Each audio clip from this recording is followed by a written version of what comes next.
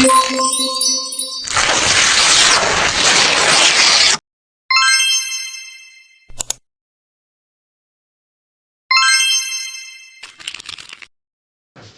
zaman dahulu kala, di atas sebuah bukit kecil yang jauh dari pemukiman penduduk, di daerah Kalimantan Barat, hiduplah seorang janda yang sangat miskin bersama seorang anak gadisnya.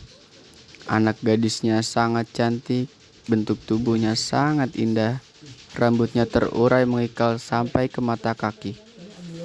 Poni rambutnya tersisir rapi dan keningnya sehalus batu cendana.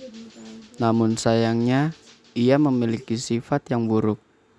Gadis itu amat pemalas, tak pernah mau membantu ibunya melakukan pekerjaan rumah.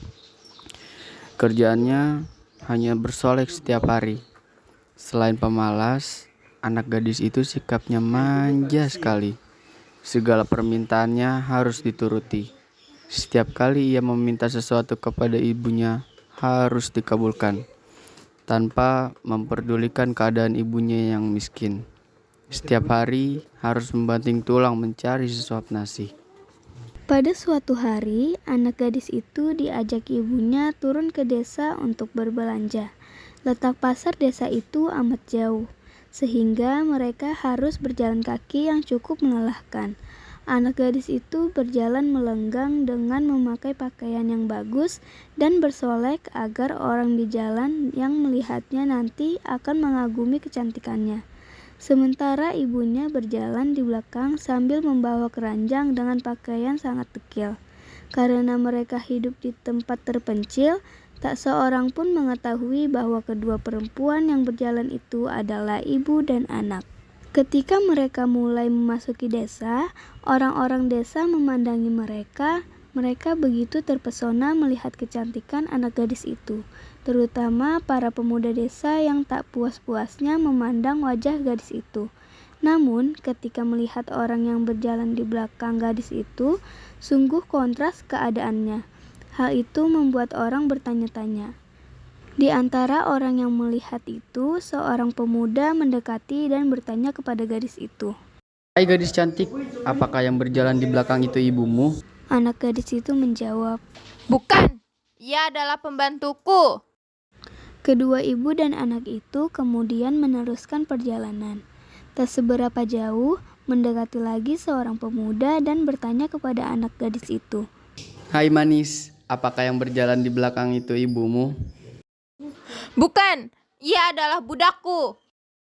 Begitulah setiap gadis itu bertemu dengan seseorang di sepanjang jalan yang menanyakan perihal ibunya. Selalu jawabannya itu. Ibunya diperlakukan sebagai pembantu atau budaknya. Pada mulanya mendengar jawaban putrinya yang durhaka jika ditanya orang, si ibu masih dapat menahan diri.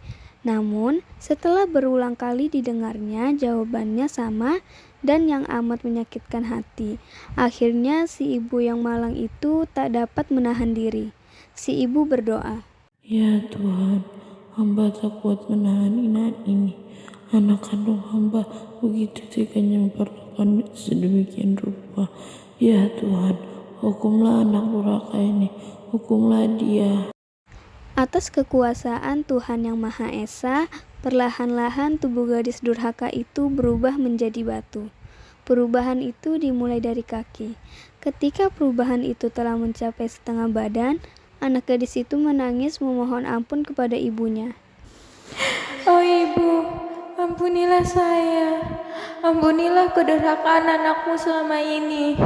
Ibu, ampunilah anakmu. Anak gadis itu terus meratap dan menangis memohon kepada ibunya. Akan tetapi, semuanya telah terlambat. Seluruh tubuh gadis itu akhirnya berubah menjadi batu. Sekalipun menjadi batu, namun orang dapat melihat bahwa kedua matanya masih menitikkan air mata, seperti sedang menangis. Oleh karena itu, batu yang berasal dari gadis yang mendapat kutukan ibunya itu disebut batu menangis. Demikianlah cerita legenda batu menangis yang oleh masyarakat setempat dipercaya bahwa kisah itu benar-benar pernah terjadi. Barang siapa yang mendurhakai ibu kandung yang telah melahirkan dan membesarkannya, pasti perbuatan laknatnya itu akan mendapat hukuman dari Tuhan yang Maha Kuasa.